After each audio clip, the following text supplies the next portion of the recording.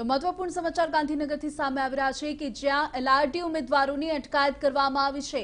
Central vista garden પાસે એલઆરટી ઉમેદવારો વિરોધ દર્શાવી રહ્યા હતા।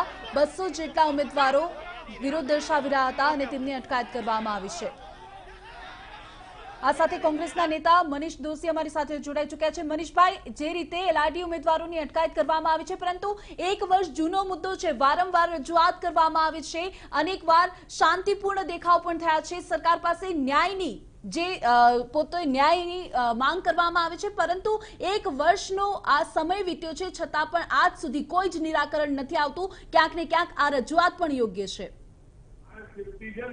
જે રીતે ગુજરાતની સરકાર કામ કરી રહી છે, સરકારી નોકરીએ ભ્રષ્ટાચારની અને એમના મળતિયાઓને ગોઠવવા માટેની વ્યવસ્થા થઈ ગઈ છે, તેના કારણે આજે જે પરિસ્થિતિ ઉભી થઈ છે કે ગુજરાતના મહેનત કરીને મોંઘું શિક્ષણ મેળવનાર યુવાને પારદર્શક ભરતી પ્રક્રિયા માટે સરકાર આગળ માંગ કરે છે। એમના હક અને અધિકાર ગાંધી ચિંતા માર્ગે લડતા હોય અને સરકાર એમની વાત પણ સાંભળવા તૈયાર હોય, મને એમ લાગે કે આ સરકારની આનાથી મોટી અહંકાર કેવો હોઈ શકે।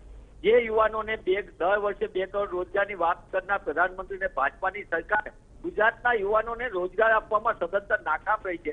એલઆરટીના જવાનો લાંબા સમયથી મહેનત કરી રહ્યા છે, પોતાની વ્યાજબી વાત કરી રહ્યા છે, કાયદાકીય રીતે માંગ કરી રહ્યા છે અને ગાંધી ચિંતા માર્ગે પોતાની વાત રજૂ કરવા આવે તો સંકુલમાં દંડ અને દંડા ખાવા પડે। મને એમ લાગે છે કે રૂપાણી સરકારે સદંતર અસંવેદનશીલતાનું પ્રદર્શન કર્યું છે અને ગુજરાતમાં સરકારી નોકરીઓ ભ્રષ્ટાચારના મુખ્ય કેન્દ્રો બની જાય। જે જ્યારે સરકાર વાત ન સાંભળે ત્યારે વિપક્ષનો સહારો હોય છે જનતા પાસે, તો વિપક્ષ તરીકે આપનું શું સ્ટેન્ડ રહેશે આમાં? નિશ્ચિતપણે એલઆરટી ના હોય કે ખેડૂતની વાત હોય તો કોંગ્રેસ પક્ષે હંમેશા એ વાત કરી છે કે સરકાર પોતે વહીવટી તંત્ર વાત સાંભળે, એમની વ્યાજબી વાતને જેટલું બી હકારાત્મક થાય એ કરી દઉં છું। હું એલઆરટી આપના માધ્યમથી માંગ કરું છું કે એલઆરટીના જવાનોની એમની વ્યાજબી વાત સાંભળવામાં આવે, એમને ન્યાય આપવામાં। અગાઉ બહેનોની વાત હતી ત્યારે પણ કોંગ્રેસ પક્ષના ધારાસભ્યોને અમે લડત આપી।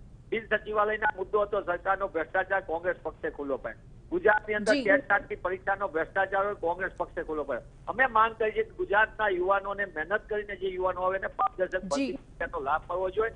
વાલા દવલાની નીતિ અને મારા તારાની કરીને જે ભ્રષ્ટાચાર કરવામાં આવે, તલાટીમાં 15 લાખનો ભ્રષ્ટાચાર ગુજરાતે જોયો છે, ત્યારે આ ભ્રષ્ટાચાર બંધ થાય ને ગુજરાતના યુવાનોને ન્યાય મળે, પારદર્શક રીતે એમને હક અને અધિકાર મળે, એમાં કોંગ્રેસ પક્ષ ગુજરાતના યુવાનોની સાથે છે। જી મનીષભાઈ, આભાર ટીવી9 સાથે વાતચીત કરવા બદલ। તો મહત્વપૂર્ણ સમાચાર ગાંધીનગરથી સામે આવી રહ્યા છે કે જ્યાં એલઆરટી ઉમેદવારોની અટકાયત કરવામાં આવી છે।